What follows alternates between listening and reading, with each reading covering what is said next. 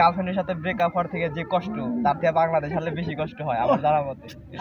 আসলে তাদের নিয়ে অনেক সমস্যা যখন হয় তখন মদ, গাঁজা, হিরোইন, প্রিন্সিপাল খায়। আমরা যে একটু কাম করলাম এক জায়গায়, যে এগুলো দেখলাম, এগুলো দেখে তো মনে করেন পাপ হয়ে গেল। এগুলো তো আমরা দেখি না যে বাংলাদেশ যে এই কামটা করলো,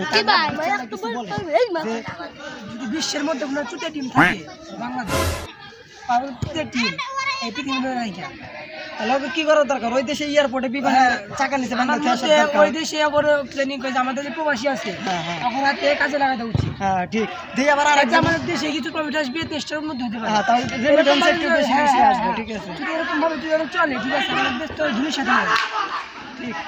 কি কামটা করছে ধরো খেলার বিষয় টাইম, ঠিক আছে, তা তারা স্বপ্ন দেখে ইন্ডিয়ার মধ্যে টিমে হারাবে। হ্যাঁ, পাকিস্তান আমরা এই সাবি টিমের সাথে পারে না। হ্যাঁ, ওরা জিততো, পাকিস্তানি বেশি খুশি, সামান্য কিছু রান আর তাও জিততে পারলে না, তারা কি করে খাবে? ইন্ডিয়ার মধ্যে টিমের সাথে হারাবে, এই কারণে তাহলে পাকিস্তানি মোকাবেলা করে।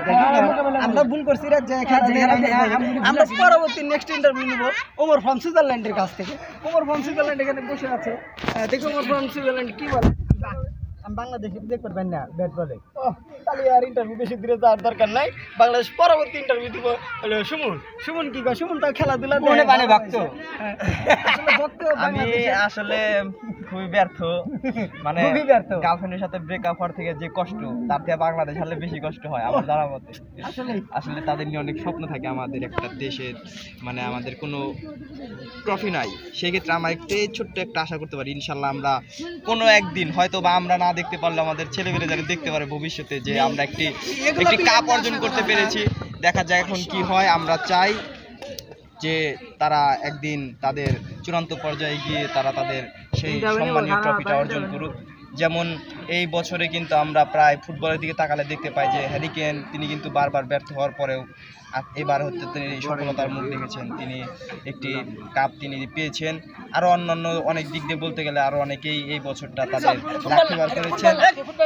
তো আমরা এই ক্ষেত্রেও আমরা বাংলাদেশের প্রতি যদি এরকম হয় যে 54 বছর পরেও যদি কাপ নেয়, ঠিক আছে, সেই দিক দিয়ে আমরা বিবেচনা করে দেখব এবং আমাদের আশা হবে না আমরা স্বাধীনতার স্বাদ পেলাম।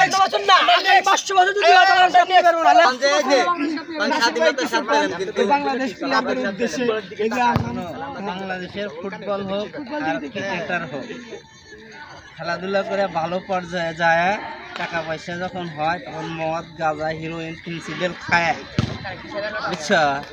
তারা ধ্বংস হয়ে যায় কিছুদিন খেলার পর, খেলার মাঠে কিচ্ছু পায় না। তারপরে মনে করো যে ফিনিশিং, এদের দ্বারা কোনো লাভবান হবে না। বাংলাদেশ কোনো বিশ্বকাপ হোক আর এশিয়া কাপ হোক এদের দ্বারা আশা করা যায় না। এই বলে আমার বক্তব্য শেষ করছি। ধন্যবাদ। এডি করে বাংলাদেশের এই খেলাধুলা, এডি করে।